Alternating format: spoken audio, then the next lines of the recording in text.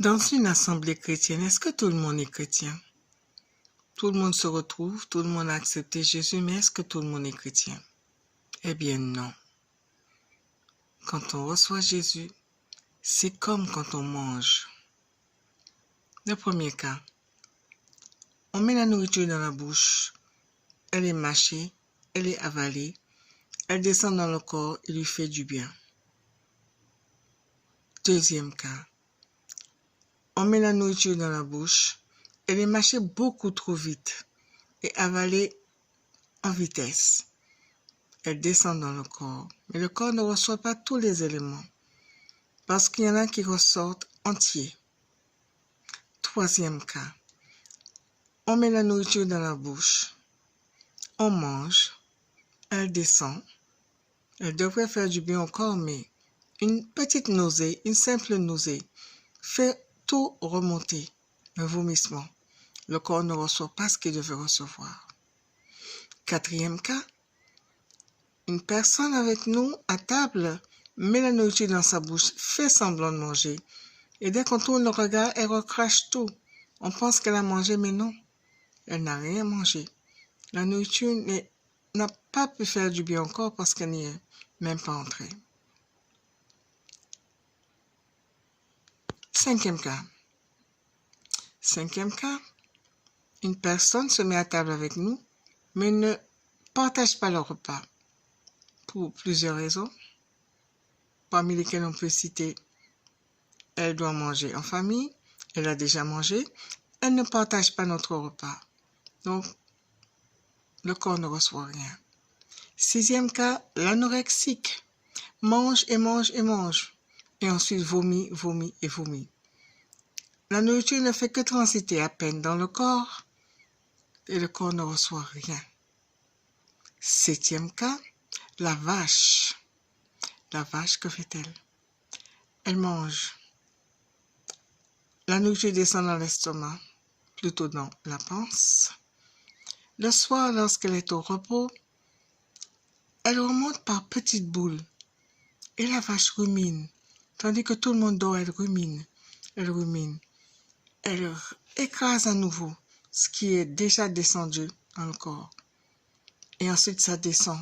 Cette nourriture qui est remâchée, elle descend et fait du bien au corps. Dans le premier cas, on a l'exemple d'un chrétien ordinaire qui reçoit la parole, qui reçoit les recommandations de Jésus.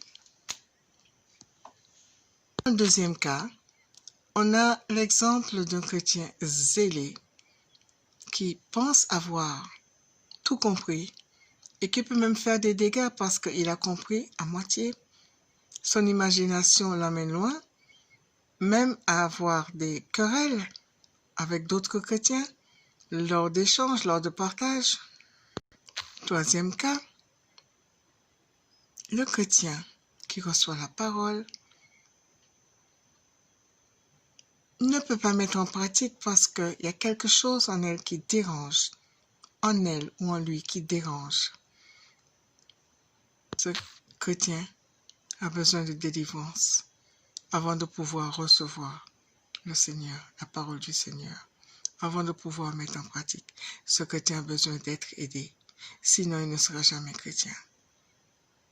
Ou plutôt, ce sera un chrétien qui va toujours rétrograder. Ensuite vient le cas de celui ou celle qui fait semblant d'être chrétien, mais qui ne l'est pas.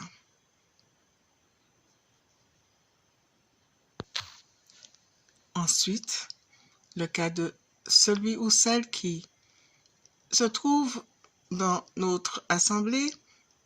Cette personne est au milieu de nous, mais elle n'est pas chrétienne, elle ne le sera jamais. Et personne ne le sait. Ensuite, le cas d'une personne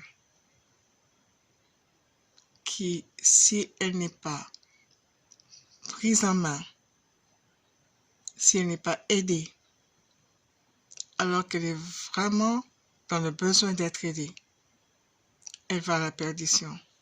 Elle vient à Jésus, mais toute seule abandonnée, elle n'y arrivera pas. Et enfin, le cas de la vache, le chrétien par excellence, qui reçoit la parole et qui la médite jour et nuit et qui la met en pratique. Le chrétien par excellence. Voyez-vous, dans une assemblée, il y a 7 cas de chrétiens. Ils ne sont pas chrétiens au même degré, ils ne sont pas au même niveau. Il y en a qui ont besoin d'être aidés. Il y en a qui ne seront jamais chrétiens si on ne les prend pas en main. Serviteurs de Dieu, vous avez du boulot. Mes frères et sœurs en Christ, nous devons nous entraider. Nous devons être indulgents les uns envers les autres. Cesser de critiquer. Être plus tolérants. Nous aimer. Sinon, nous ne serons jamais chrétiens. Commençons aujourd'hui. Essayons. Avec l'aide du Saint-Esprit, on y arrivera. Que le Seigneur nous aide. Shalom.